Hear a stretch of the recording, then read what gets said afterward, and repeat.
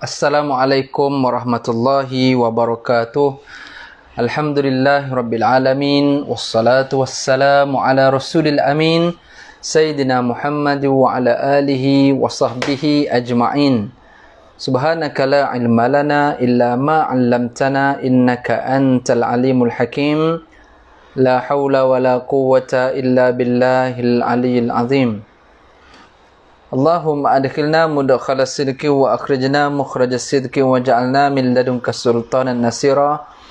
Allahumma aftah alaina futuhal arifin warzuqna fahman nabiyyin wa hifzal mursalin wa ilhamal malaikatil muqarrabin. Wa sallallahu ala sayyidina Muhammad wa ala alihi wa sahbihi ajma'in walhamdulillahi rabbil alamin. Al-Fatihah. أعوذ بالله من الشيطان الرجيم. بسم الله الرحمن الرحيم. الحمد لله رب العالمين. الرحمن الرحيم. مالك يوم الدين. إياك نعبد وإياك نستعين. اهدنا الصراط المستقيم. صراط الذين أنعمت عليهم غير المغضوب عليهم ولا الضالين.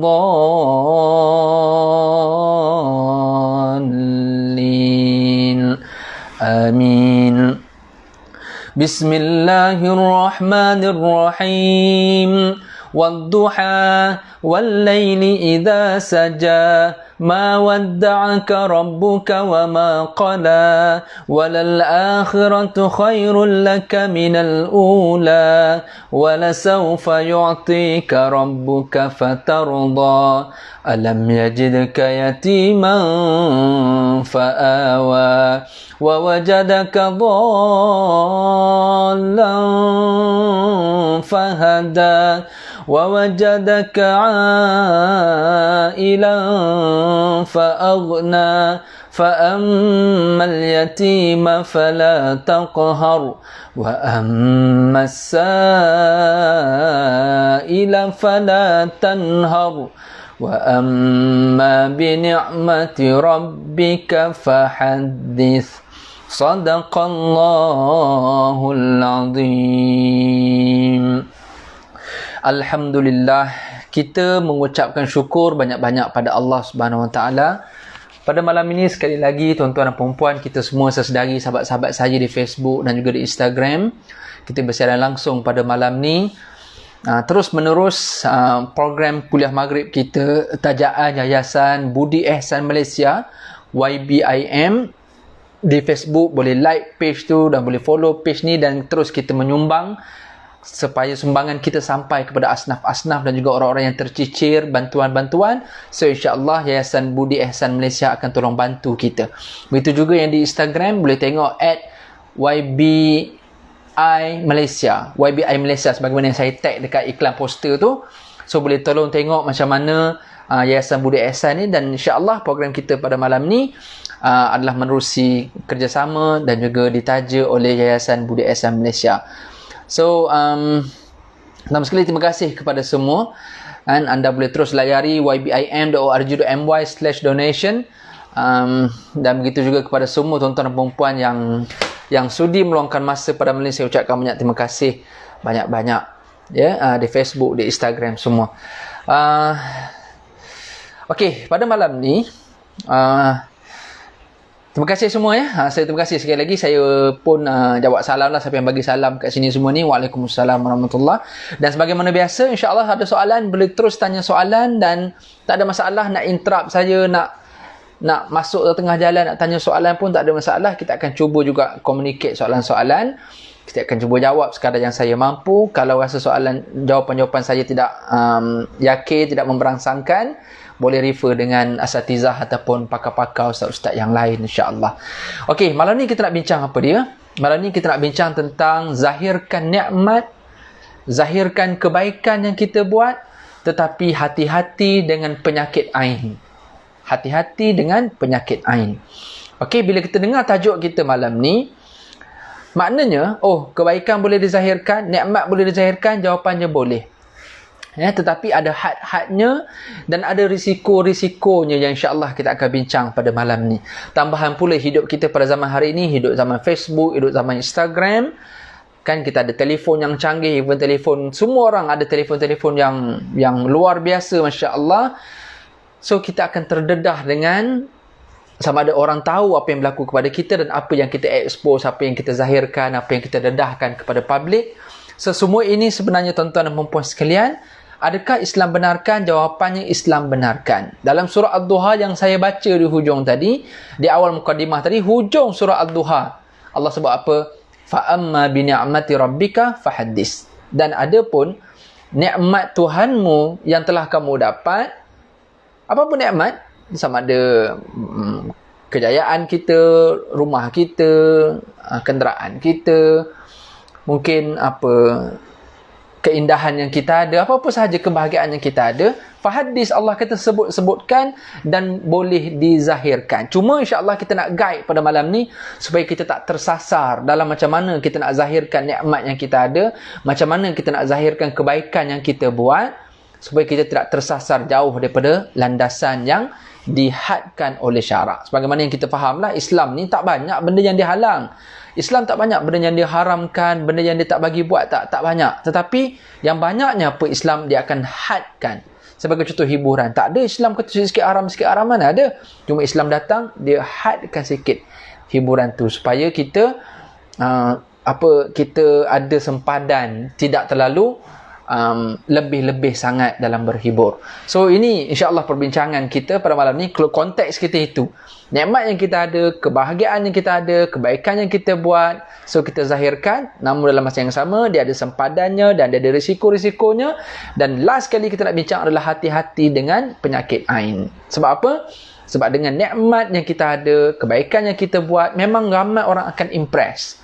Cuma kena hati-hati bila orang terlalu impress dengan kita, bukan kerana dia dengki, tetapi kerana dia terlalu minat, dia admire kita, dia suka tengok apa yang kita buat. Malah dia tengok kecantikan kita, anak kita, family kita, kebahagiaan kita. Risikonya adalah kita, na'udzubillah min zalik, kita ada risiko untuk ditimpa dengan penyakit ain, iaitu penyakit yang melibatkan pandangan mata. Orang tengok kita, orang puji kita, orang admire kita, orang impress apa bahasa Melayu? Tak, impress. Siapa boleh tolong terjemah bahasa Melayu impress tu apa? Kan dia tengok kita tu, dia jadi rasa uish. Jadi itu boleh mendatangkan risiko kepada kita. InsyaAllah kita akan bincang hadis-hadis Nabi pernah berlaku pada zaman Rasulullah SAW. Kan apa yang berlaku kepada para sahabat. Pernah yang mereka juga ditimpa dengan penyakit ain. Tak pasal-pasal tiba-tiba jadi lemah, jadi sakit. Rupanya kerana ada orang suka tengok dia.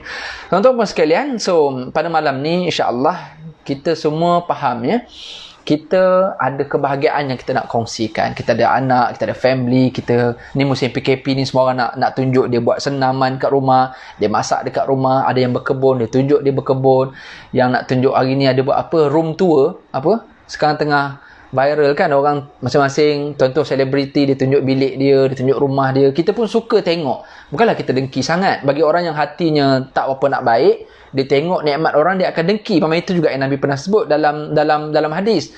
Nabi kata fi kulli zi ni'matin mahsudun, pada setiap orang yang ada kelebihan, ada nikmat, mahsudun, akan ada orang yang hasad, akan ada orang yang dengki. Itu Nabi sebut. Tapi bagi orang yang hati baik, dia tengok orang punya nikmat kebahagiaan, dia rasa seronok. Orang tu sharing kan, dia rasa Allah bestnya, aku tak dapat pergi rumah orang tu. Tapi dia tengok, dia dapat inspirasi kan, dia tengok dengan pandangan mata lebah. Oh, terima kasih MC Nas. Oh, sahabat saya. Impress maksudnya kagum, betul. Dia tengok tu dia jadi kagum sangat. So bahaya tuan-tuan, dia ada risikonya. Bukanlah tak boleh tunjuk kebaikan, kelebihan kita, tetapi risikonya adalah kita akan mendedahkan diri kita dengan bila orang kagum. Silapnya adalah kalau orang tu puji, bukan puji Allah, tapi dia puji kita. Itu bahayanya. Sebab tu Nabi SAW sebut, bila seorang tengok seseorang yang diberikan nikmat dan seumpamanya, maka doakan, fada'uhu bil barakah, kata Nabi. Doakan orang tu dengan keberkatan. Bukan kata, oh bestnya kau, rumah kau besarnya, cantiknya anak kau. Kalau kita puji direct kepada orang, tanpa kita puji keberkatan, tanpa kita puji Allah yang memberikan nikmat, risikonya adalah takut-takut kita akan ditimpa dengan penyakit ain. Sebab itu Nabi ajar kata apa? Nabi ajar kita bila mana kita tengok orang dapat nikmat, kita kata apa? Masya Allah, tabarakallah. Itu benda yang paling mudah. Kita tengok orang tu Allah comelnya anak dia, kita pun sebut Masya Allah, comelnya anak, tabarakallah, semoga Allah memberkati anak yang dapat. Kita tengok rumah orang tu besar, Masya Allah, tabarakallah. Tak kira apa, yang tu kejap lagi kita akan cerita. Cuma yang awal yang kita nak bincang supaya kita tidak ada salah faham, iaitu tentang bagaimana kita hari ini yang rasa nak share apa yang kita ada, kejayaan kita, kebahagiaan kita, rumah tangga kita, nikmat yang kita dapat apa, surat naik pangkat, kita share juga dalam tu nikmat-nikmat apa yang kita dapat sebagai tanda gembira kita. Ada orang dia berjalan pergi melancong dulu zaman sebelum PKP ataupun selepas PKP, nanti insya-Allah kita pun nak keluar, nak travel balik kan. Kita bukanlah nak share untuk riak, tak, tapi kita nak berkongsi kegembiraan. Malah kadang-kadang apa yang kita letak dekat media sosial tu supaya mudah kita nak cari balik one day nanti. Kita search je tarikh, kita akan jumpa balik apa yang kita pernah share.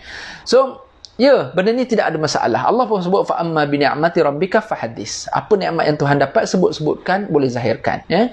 Tak ada masalah. Cuma macam mana kita nak hadkan perkara ni?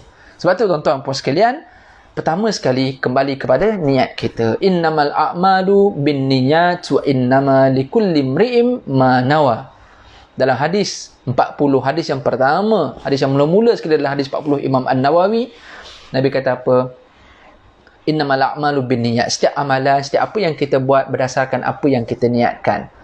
Kan? So Nabi kaitkan niat, hadis niat tu dengan hijrah lah. Siapa yang berhijrah pada zaman Nabi dulu daripada Mekah ke Madinah, memang kita nampak macam best kan. Tapi rupanya dalam ramai yang berhijrah tu ada yang niatnya lain. Ada yang niat sebab nak kahwin dengan orang Madinah. Maka Nabi kata, faman kana hijratuhu lidunya aw imra'atin yankihuha, siapa yang hijrahnya Mekah ke Madinah bukan sebab untuk tauhid, bukan sebab untuk akidah, bukan sebab nak kembangkan agama Islam, tapi sebab untuk keduniaan dia, ataupun kerana sebab perempuan yang dia nak nikahi dekat Madinah, fa hijratuhu ila ma hajara ilaih, maka hijrahnya berdasarkan apa yang dia niatkan, kan, apa yang dia plan. So sama macam kita juga, apa saja yang kita zahirkan di media sosial, apa yang kita zahirkan di publik pada hari ini, sebenarnya tidak ada masalah, bergantung kepada niat kita.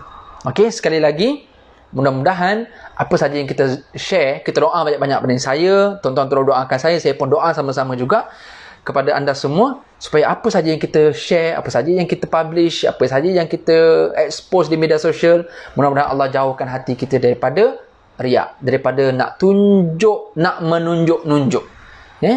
Nak menunjuk-nunjuk, yang tu tak boleh. Okey? Yang bolehnya tunjuk, yang tak bolehnya menunjuk-nunjuk. Tu tak boleh. So kalau kita kait sikitlah dengan riak ni tuan-tuan puan sekalian, ini sempadannya Islam tak bagi. Tunjuk boleh, yang tak boleh apa sempadannya? Menunjuk-nunjuk. Menunjuk-nunjuk ni apa maksudnya? Iaitu dia menzahirkan sesuatu nikmat, kebaikan, kelebihan. Biasanya tak ada orang riak dalam bab jahat. Oh, dia dapat rompak bank. Okey, dia pun expose, dia pun tulis kat Facebook, hari ni alhamdulillah dapat rompak bank. Mustahil lah kan. Biasanya kita nak orang puji. Apa saja nikmat yang kita dapat, kita zahirkan, itu riak, kita tunjuk. Tujuan kita tunjuk untuk orang puji dan akhirnya kita rasa bangga. Adik-beradik riak, ada satu lagi perkataan, dia panggil sum'ah. Sum'ah ni time kita buat, kita tak tunjuk. Dan orang pun mungkin tak nampak time kita buat. Tapi lepas tu kita bercerita. Sum'ah maksud kita sami'ah. Sami'ah ni telinga. Kita memperdengarkan kebaikan yang kita buat. Kita cerita ke orang. Sekolah tu, kau nampak je macam tu kan? Akulah yang derma. Orang tak tahu kita derma, tapi kita bercerita dengan orang. Tujuannya apa? Ini yang penting. Innamal a'malu binniyat. Kan setiap amalan kita berdasarkan apa yang kita niatkan. So tujuan tu sangat-sangat penting. Maka sebab tu kita tengok apa saja yang kita buat berdasarkan apa yang kita niatkan.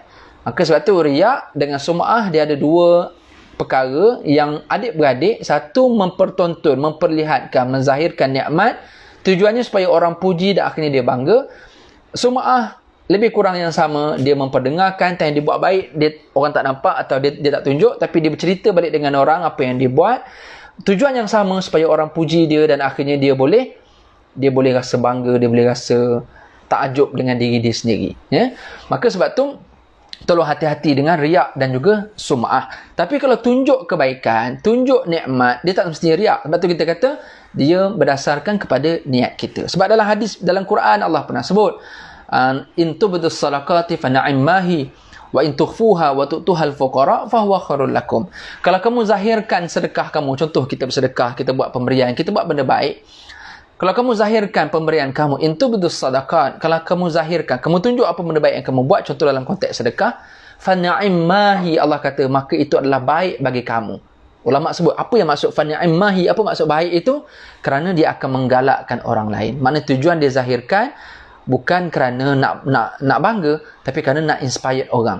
Sebab memang berlaku pun contoh ada sebuah syarikat korporat, dia buat majlis yang besar, gilang gemilang, ramai, dia panggil orang makan semua sekali. So dia buat, lepas tu dia panggil pertubuhan ini, yayasan ini, rumah kebajikan ini, naik atas pentas, dia pun bagi mock check, dia bagi replika check seorang dapat. Dia zahirkan nikmat dia. Kalau dia riak, dia dengan Allah, tapi biasanya bukan untuk riak, tapi untuk apa? Sebenarnya yang datang tu ramai lagi yang tak bersedekah, tapi dengan bila dia orang datang untuk makan sebenarnya, tapi bila dia tengok ada event, ada orang terima pemberian, maka dia tengok, patutlah company ni makin berjaya. Dan masa yang sama, dia tengok pula, rupanya dekat taman aku ni, dekat KL ni ada lagi rupanya orang susah. Tengok rumah anak yatim naik, anak-anak kecil bayar anak-anak dia. So dia pun jadi inspired, dia mendapat inspirasi, dan akhirnya dia pun mencontohi apa yang syarikat korporat tu buat. Ini yang disebut fana'immahi, mana kebaikan yang kita buat dizahirkan dengan sempadan tanpa riak, tapi dia boleh memberi inspirasi kepada orang lain. Tujuannya untuk menggalakkan orang, untuk expose supaya orang lain juga boleh dapat buat benda yang sama. Tapi benda ni macam biasalah, Allah sebut di hujung tu, Allah kata wa in tukhfuha wa tu'tuhal fuqara. Tapi kalau kamu sembunyikan pemberian kamu, atau sembunyikan kebaikan-kebaikan kamu, dan kamu berikan pula kepada orang fuqara, kepada orang fakir atau orang yang memerlukan, fahuwa khairul lakum, itu lebih baik bagi kamu. So ulama bincang, lebih baik itu maksudnya apa? Pertama, dia akan jaga hati kita yang memberi. Mungkin peringkat awal kita beri, kita tak ada riak. Tapi lepas tu orang puji-puji, dalam kita rasa, aku bagus. Mungkin ada orang yang dia riak selepas kebaikan yang dia buat. Ada orang yang riak semasa buat kebaikan, dia terpulang. Sebab tu Allah kata fahuwa khairul lakum. Aku ulama bincang khairul lakum. Kenapa dia lebih baik kalau sembunyikan? Pertama, kita boleh jaga hati. Yang kedua, kita boleh jaga penerima pula. Sebab orang yang menerima ni bukan semua orang. Kadang-kadang macam mana kita nak kata, kadang-kadang orang malu tu nak terima bantuan. Kan, naik seorang-seorang atas pentas, malu tuan-tuan. Jadi sebab itu kalau kita sembunyikan pemberian senyap-senyap, kita transfer dalam akaun, atau kita jumpa dia bagi belakang-belakang, itu lebih baik kata Allah. Sebab dia akan menjaga hati kita dan juga menjaga marwah atau kehormatan orang yang menerima pemberian tersebut. Ini yang Allah sebut fahuwa khairul lakum. Namun sekali lagi, tak salah, jangan silap, tak salah untuk kita zahirkan pemberian, tapi ada cara yang lebih baik yang Allah sebut fahuwa khairul lakum. Okey, tuan-tuan puan sekalian, sekali lagi kita berhenti kat tengah-tengah. Saya nak tengok soalan macam dah banyak dah ni. Saya nak try baca soalan, 1-2 soalan dulu sebelum kita sambungkan lagi tentang bagaimana kita nak menzahirkan nikmat dan juga kebaikan yang kita ada. Di samping ada sempadan dan had-had yang kita kena patuhi, dan juga risiko-risiko yang bakal kita hadapi kalau orang terlalu impress, kagum, takjub dengan kebaikan yang kita ada atau nikmat yang kita dapat. Sekali lagi tuan-tuan, program kita, kuliah kita pada malam ni ditaja oleh Yayasan Budi Ihsan Malaysia. Tuan-tuan boleh terus kepada www.yayasanbudiihsan ybim.org.my/donation. Tuan-tuan boleh terus follow Yayasan Budi Ihsan. Kalau di Instagram pun sama juga @YBI Malaysia. So boleh tengok apa update daripada Yayasan Budi Ihsan. So kita juga boleh menyumbang, boleh menyampaikan dana kita yang insya-Allah pihak yayasan akan bantu kita untuk sampaikan kepada asnaf-asnaf, pada golongan yang memerlukan. Tambah pula ni tak lama lagi kita nak masuk Ramadan, lagilah kita digalakkan untuk bersedekah, untuk berderma dan seumpamanya. Okey. Saya nak baca soalan dulu sikit. Tengok tadi macam kat Instagram ni macam ada soalan-soalan banyak agak ni. Izinkan saya baca 1-2 soalan dulu dan kita sambung perbincangan kita insya-Allah. Waalaikumsalam yang bagi salam ni ya. Line semua okey ke? Harapnya line semua okey Pertanyaan, Ustaz, boleh bagi kami, cikgu, panduan untuk mata pelajar yang suka dan payah nak tinggalkan tabiat menonton Blue? Tolong ya Ustaz. Okey.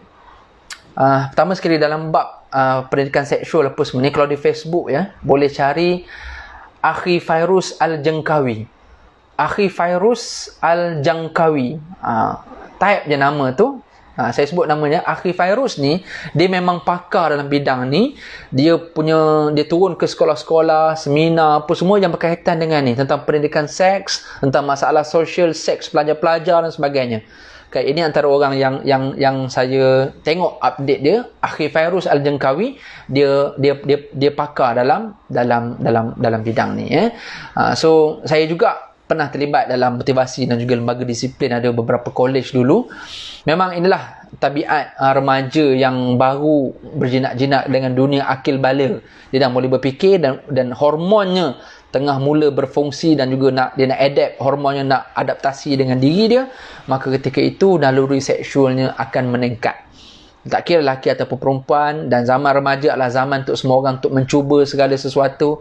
Maka ini perkara yang kita mak ayah tolong tengok, tolong pantau anak-anak. Dalam masa yang sama, remaja tu sendiri perlu cari kelompok, kawan yang betul, environment yang betul. So insya-Allah dia akan dapat kurang. Salah satunya Islam ajar apa dia? Adalah untuk memperbanyakkan puasa. Fa inna lahu wija. Sebab puasa ni dia akan memutuskan nafsu. Tak percaya tengok bulan Ramadan nanti. Dengan sebab kita berpuasa, sebenarnya kita akan boleh mengekang nafsu kita. Tak kira bukan sekadar nafsu makan, nafsu nak buat jahat, termasuklah nafsu seksual sebenarnya. Sebab tu Nabi sebut, kalau orang pemuda-pemuda yang dah mampu untuk berkahwin, man istata' minkumul ba'ah falyatazawwaj, kata Nabi. Siapa yang dah mampu, yang dah layak untuk berkahwin, falyatazawwaj, maka berkahwinlah. Tapi siapa yang tak mampu, kata Nabi, fa'alaihi bis-sawmi, maka daklah dia berpuasa. Fa innalahu wija. Sebab puasa itu akan menjadi fortress, akan menjadi benteng supaya dia boleh mengekang naluri nafsu syahwatnya. Alright, soalan Ustaz, cara nak ikut sunnah Nabi. Okey, tak apa, soalan-soalan walaupun nampak macam tak ada kaitan dengan perbincangan kita, tak apa, saya suka jawab soalan. Cara nak ikut sunnah Nabi, saya cadangkan ya.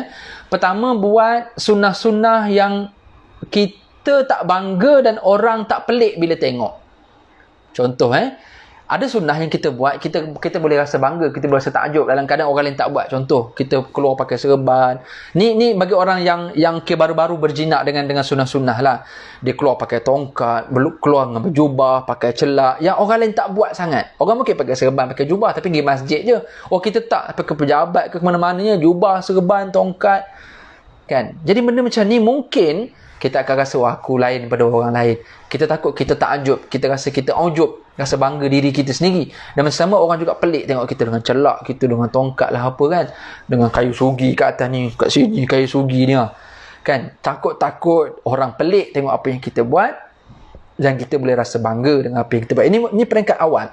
Tapi kalau dia dah lama dengan sunnah, tak ada masalah, jangan hirau ke pasal orang. Yang penting dia amalkan sunnah. Cuma mulakan dengan sunnah-sunnah yang orang tak pelik dan kita pun tak rasa bangga. Banyak sunnah-sunnah dalam rumah. Makan tangan kanan, makan baca bismillah, masuk rumah sebut nama Allah, bagi salam. Nak makan tangan kanan, baca bismillah, makan apa yang dekat. Nak masuk toilet, masuk kaki kiri, nak keluar kaki kanan. Nak tidur, start dengan lambung kanan dulu. Kan, sebelum tidur baca 3 kul, kemudiannya hembus dekat tangan, sapu dekat badan sekadar yang kita sampai. Ini semua sunnah-sunnah yang Nabi buat. Even kita berus gigi dalam tandas pun, tak kira walaupun tak guna kayu siwak, kayu sugi tu, even kita guna berus gigi yang artificial pun tak ada masalah. Yang penting niat kita adalah sunnah Rasulullah SAW. Kan, so banyak sunnah-sunnah. Memang bagus amalkan sunnah. Ketika akhir zaman, kata Nabi, nak mengamalkan sunnah Nabi ibarat menggenggam bara api. Memang susah nak buat, takut orang salah faham, salah sangka dan sebagainya. So bagi orang yang baru nak berjinak-jinak dengan sunnah, mulakan dulu dengan sunnah-sunnah yang basic, yang di rumah, yang kita tak bangga dan orang pun tak pelik untuk tengok. Lama kelamaan insya-Allah tak ada masalah kita buat sunnah dekat luar, dan orang kita pun tak adalah rasa buat nak tunjuk ke orang, dan orang pun taklah heran sangat untuk tengok kita. Okey, apa lagi soalan-soalan? Tengok kat Instagram dulu. Saya tak tahu nak zahirkan apa, Ustaz. Umur dah 37, kerjaya pun tunggang langgang lagi, jauh sekali nak ada isteri dan anak-anak. Oh, jangan. Tak apa. InsyaAllah saya doakan Zack Vion yang di-share kepada kita. Kita doakan semua yang menonton malam ni. Seorang sahabat di Instagram ni namanya Zack Vion. Dia doakan supaya kerjaya dia yang sekarang ni belum stabil, kita doakan supaya kerjayanya, ekonominya, pendapatannya stabil. Dalam masa yang sama dapat isteri dan juga dapat keluarga yang baik dengan anak-anak semua, insya-Allah. Kita doakan sama-sama, insya-Allah. Okey, apa lagi?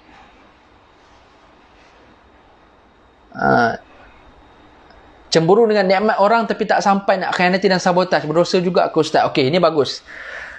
Yang tak bolehnya dalam hadis Nabi sebut fi kulli dzi ni'matin mahsudun, pada setiap orang yang dapat nikmat, kelebihan apa semua, biasanya akan ada mata ataupun hati orang yang dengki. Itu normal, kata hadis Nabi SAW. Tetapi ada satu perkara yang dipanggil sebagai cemburu. Ini dipanggil ghibtah. Kita tak adalah sebut sebagai dengki. Ada orang kata dengki yang dibenarkan. Kita tak panggil dia dengki. Kita panggil dia cemburu yang dibenarkan. Dia panggil ghibtah. Ghibtah ni iaitu kita melihat kelebihan orang lain. Kita melihat kejayaan orang lain. Kita tengok ada orang ni dia buat takaful. Lepas tu dia buat insurans ke, buat apa ke. Dapat kereta besar, rumah apa semua. Kita tengok dia. Kita impress, kita kagum. Tapi kita bukan hasad, kita bukan dengki. Tapi kita ghibtah. Kita rasa cemburu.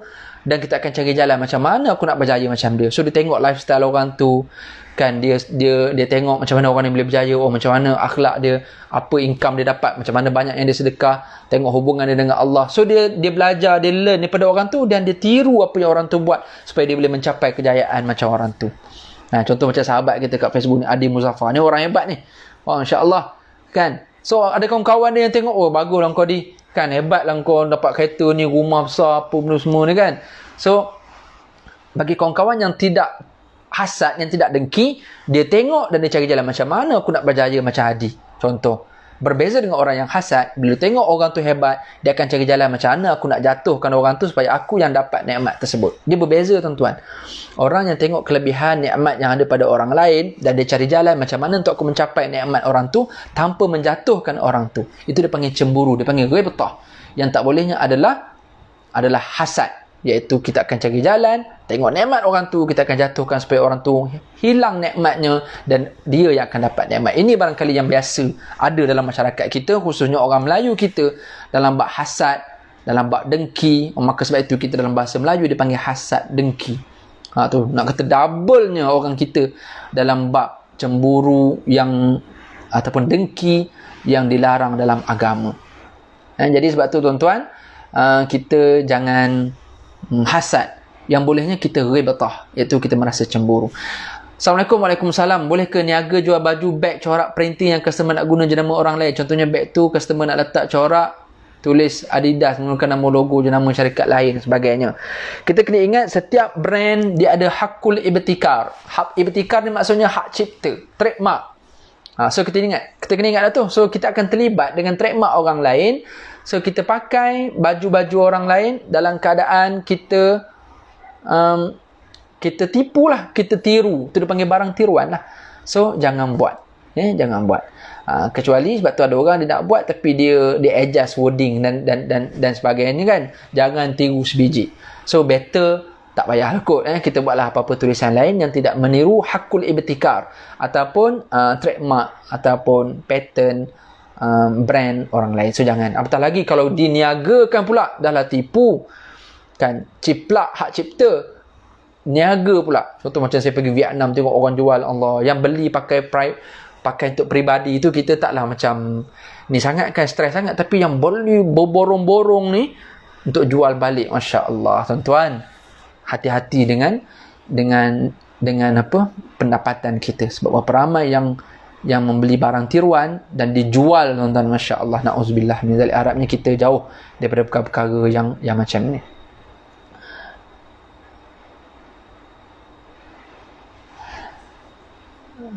Syams Baharudin, kalau kita kritik ustaz lain yang bagi sedekah tunjuk ke FB, macam mana pula tu ustaz? Memang tak boleh lah. Buat apa kita nak kena kritik, kan? Buat apa kita nak kritik orang yang buat baik? Kita bincang sekarang ni adalah orang yang buat baik memang dibenarkan. So tak ada isu kita nak kritik orang yang buat baik, kan. Apatah lagi nak hasad, nak dengki kepada orang yang buat baik. Sebab kita dah bincang, dalil pun Al-Quran kita dah sebut, hadis Nabi pun kita dah sebut, Islam benarkan untuk kita buat perkara ni kerana dia akan memberi inspirasi pada orang lain. So jangan salah faham dengan apa yang kita bincang. So tak perlu kita terlibat dengan berita-berita, cerita-cerita yang kita tak pasti, yang kita dengar belega kat media sosial ni. Orang nak laga-lagakan ustaz ke apa ke. Tolonglah, tolong jangan terlibat dengan perkara-perkara fitnah ataupun mengadu domba macam ni. Tak ada isu, sebab kita bincang sekarang ni adalah adalah bagaimana Islam membenarkan seseorang melakukan kebaikan dan menzahirkan kebaikan. Dia nak riak atau dia tidak riak, itu urusannya dengan Allah. Kita sebagai manusia, so kita kena support apa kebaikan yang orang buat.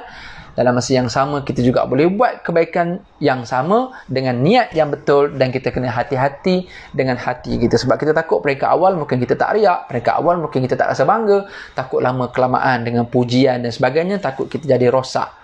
Dan takut itu yang Islam datang untuk menghadkan, untuk menghadkan. Okey, sebab tu kita sebut kalau kita sembunyikan pemberian, sembunyikan kebaikan tu lebih baik. Sebab kita sebutkan sekali lagi, sebab ada orang yang dia terima kebaikan, dia malu untuk terima. Maka sebab tu kalau buat diam-diam, dia lebih happy sebenarnya. Tapi dia malu-malu pun dia terima juga depan-depan. Kalau aku tak terima, aku rugi. So dia pun terima juga. Maka sebab tu, wa in tukhfuha wa tu'tuhal fuqara. Kalau kamu sembunyikan pemberian kamu, walaupun tunjuk itu boleh inspired, boleh inspirasi orang lain, boleh menggalakkan orang lain buat baik, boleh encourage orang. Tapi dalam masa yang sama, Islam sebut dia boleh, kalau sembunyikan itu lebih baik. Satu, boleh jaga hati. Yang kedua, boleh jaga orang yang menerima pula. Okey. Ni kita bincang dari sudut akademik ya perempuan. Tuan-tuan dan perempuan, kita bincang dari sudut akademik. So kita jangan salah faham. Dan perkara ni pun bukan first time kita bincang dalam YouTube, dalam banyak kuliah telah pun kita sebutkan tentang bagaimana untuk kita menzahirkan nikmat yang kita ada. Begitu juga nak menzahirkan kebaikan yang kita lakukan, tapi ada had-had sempadannya. Kita tengok pula dekat Facebook. Terima kasih semua yang menonton malam ni. Tok Guru saja yang menonton malam ni.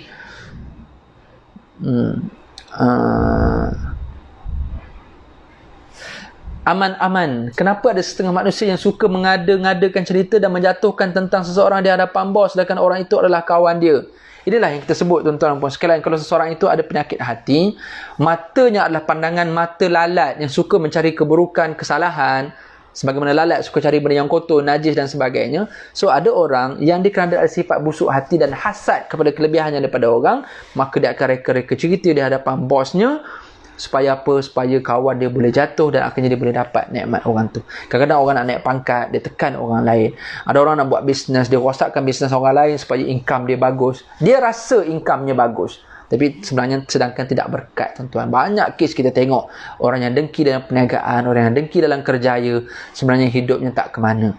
Kalau dia dapat sekalipun istidraj, dapat sementara dekat dunia semata-mata, kita tengok keluarganya porak-poranda, bercerai-berai, anak terlibat dengan jenayah. Sebab apa? Sebab sumber pendapatan dalam kes-kes bagaimana yang Aman sebut ni, antaranya dia dengki, antaranya dekat pejabat, dia melobi, dia kipas dan seumpamanya.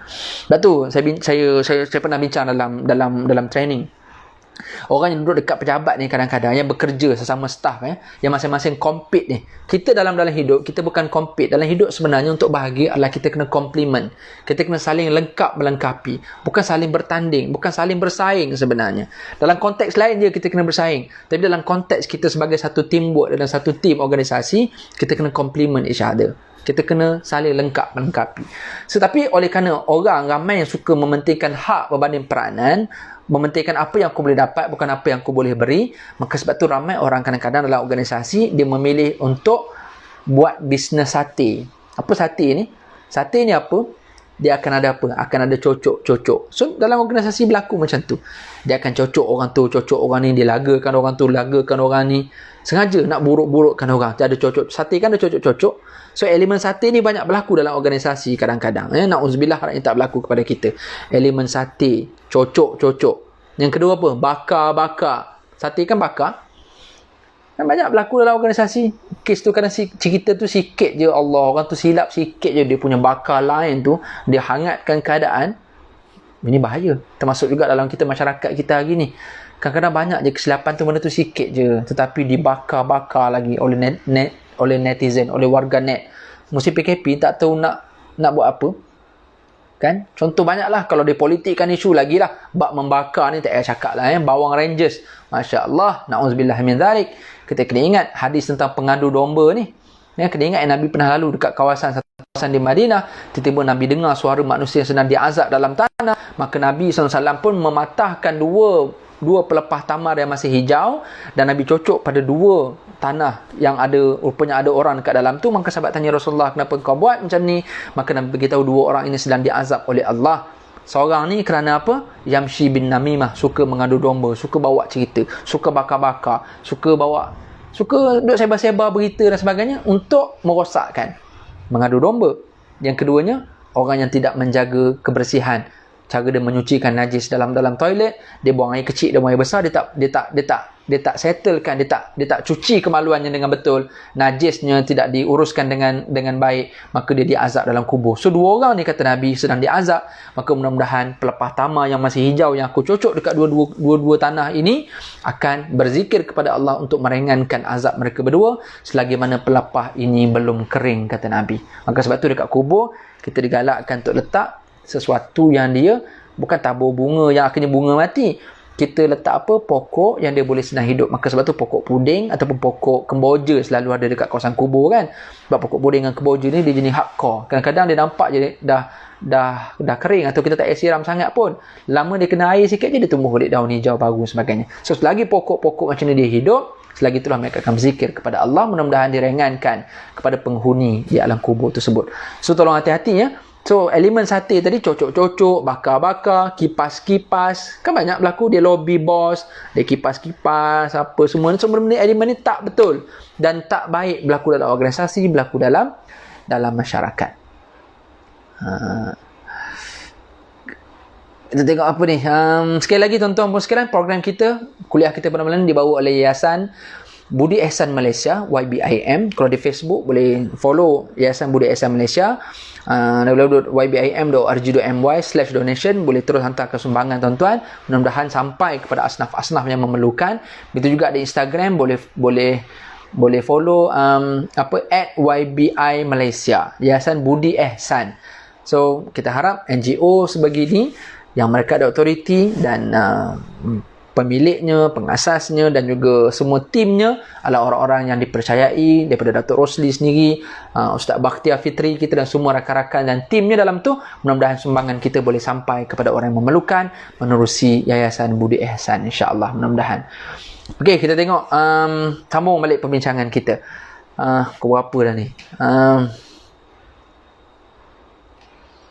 Okey. Pertama sekali kita ingat sekali lagi, maknanya tak ada masalah kita nak buat baik, tak ada masalah nak zahirkan nikmat, cuma kita kena ada had sikit. Ya, kita kena ada had sempadannya. Pertama, betulkan niat. Pertama, jangan termakan dengan puji-pujian dan seumpamanya. Kalau boleh di media sosial apa saja yang kita buat, yang kita nak expose kebahagiaan, kegembiraan kita, letaklah sikit caption kita dalam tu. Ya. Saya cadangkan supaya orang tengok dan orang tak salah faham. Buatlah apa-apa disclaimer ke atau caption dekat situ. Syukur kepada Allah ataupun tulis Masya Allah Tabarakallah. Supaya orang yang melihat kegembiraan, nikmat yang kita dapat, kebahagiaan yang kita kongsikan, orang tengok, orang baca caption tu. Masya Allah Tabarakallah. So dalam masa yang sama orang akan puji Allah yang bagi nikmat kepada kita. Dan masa yang sama orang nak puji kita. Orang nak impress, orang nak kagum dengan nikmat yang kita ada. Tapi dalam masa yang sama orang teringat, oh punya nikmat ini Allah yang bagi kepada dia. Maka sebab tu tuan-tuan puan sekalian, kalau kita perasan ada korporat-korporat yang mereka itu ada wisma, ada bangunan yang besar-besar, ada tower yang tinggi, contoh macam negara Arab contohnya.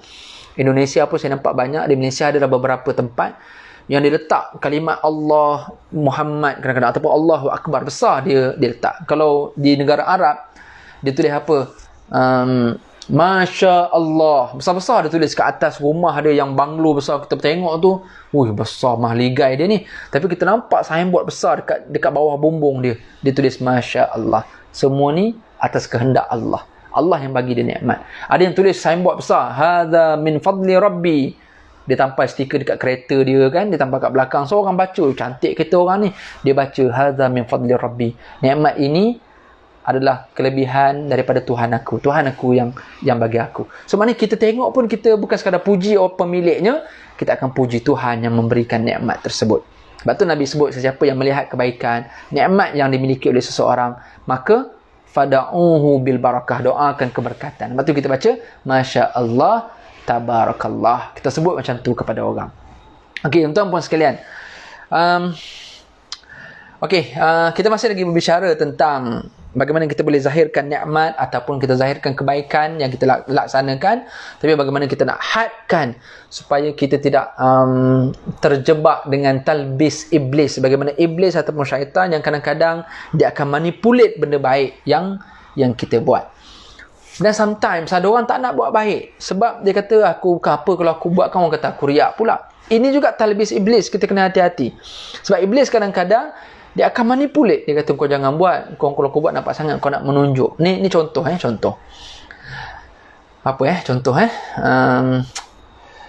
ni tak lama lagi Ramadan. Okey, tak lama lagi Ramadan, kita semua orang tengok baca Quran. Okey, kita pun nak juga baca Quran. Kita ni bukanlah kaki baca Quran sangat, tapi sebab kita tengok semua orang baca Quran, semua orang pun tayang, alhamdulillah hari ni dah juzuk 3, ni dah juzuk 4. So tak ada masalah. Kita nak buat macam tu, niat sekali lagi niat.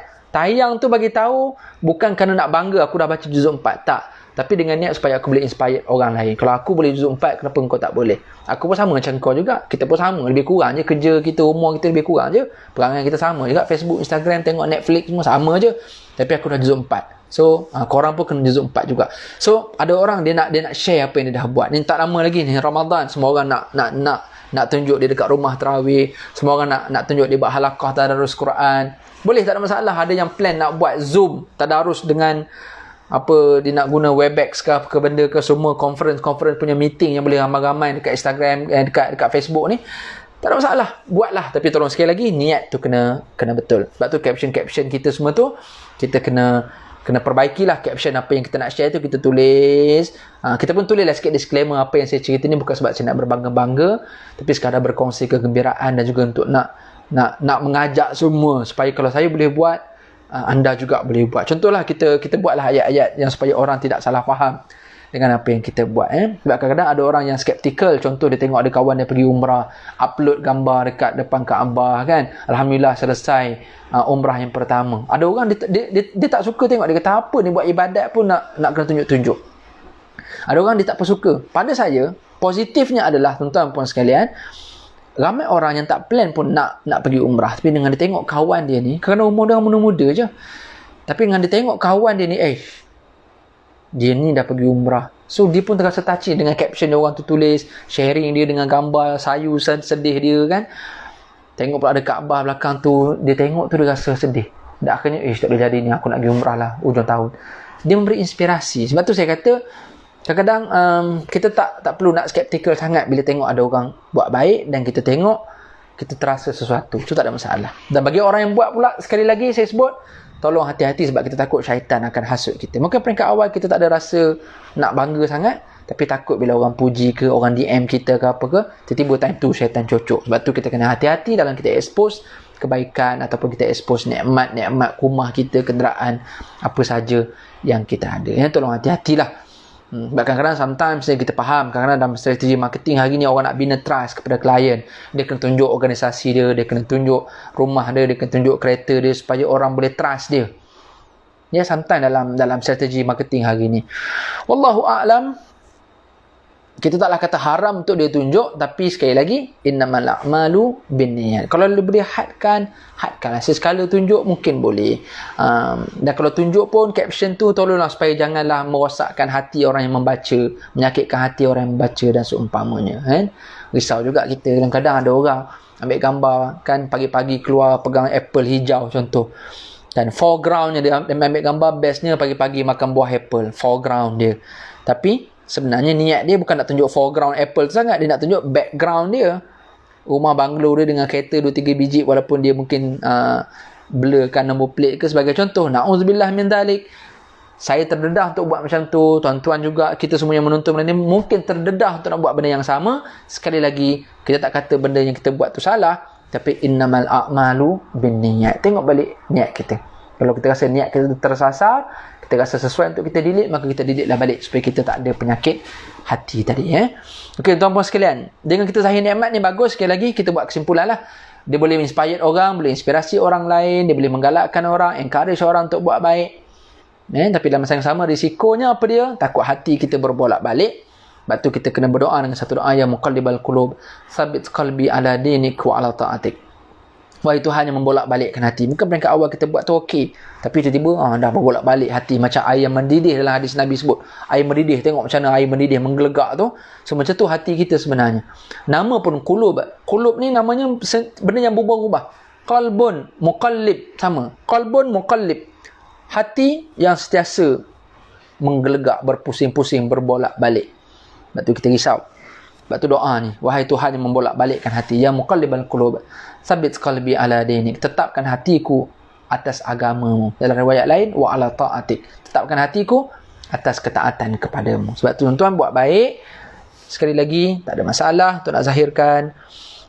Ada nikmat tak salah untuk kita tunjuk, tapi tolong jaga, tolong hadkan apa yang kita nak tunjuk, apa yang kita nak zahirkan. Okey. Di 15 minit yang 10 minit 15 minit yang terakhir ni, kita nak bincang risiko daripada risiko hati kita tadi. Risikonya adalah dengan kita zahirkan nikmat, menyebabkan orang kagum, orang impress, orang tengok tu, orang puji kita.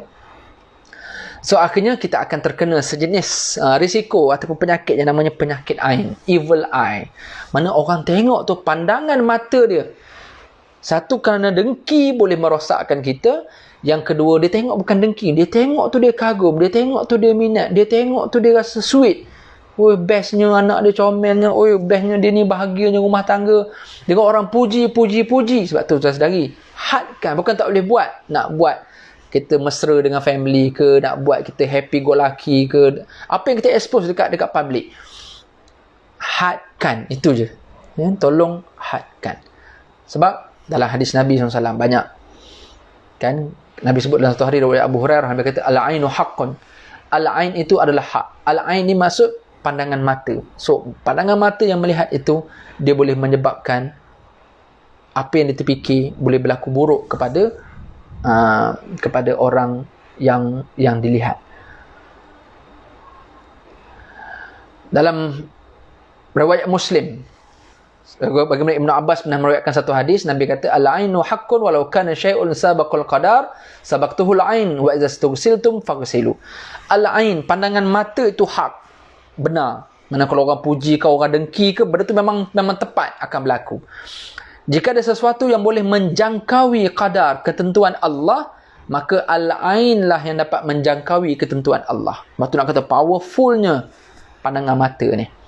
Jika diminta kepada kamu untuk mandi, faghsilu, maka mandilah. Apa kaitan dengan tengok orang, puji orang, minat orang, inspired, impress dengan orang, apa kaitan dengan mandi? Rupanya Nabi sebut dalam hadis riwayat Muslim tu, mandi itu iaitu menyiram tubuh orang yang kena penyakit ain itu adalah salah satu treatment, salah satu pengubatan atau penyembuhan, penawar kepada orang yang kena penyakit ain. Kita akan baca ada satu kisah pernah berlaku kepada seorang sahabat Nabi SAW. Yang berlaku kepada hadis ini riwayat daripada Abi Umamah. Sahal bin Hunayf, beliau berkata, Amir bin Rabi'ah melewati Sahal bin Hunayf.